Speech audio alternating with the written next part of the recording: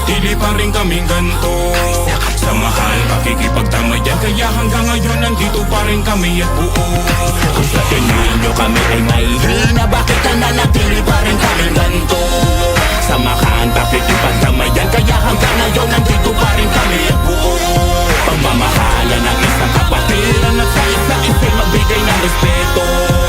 Agilaan siya kung nag-isandigan, kaya mananatili ako na kay Betaro.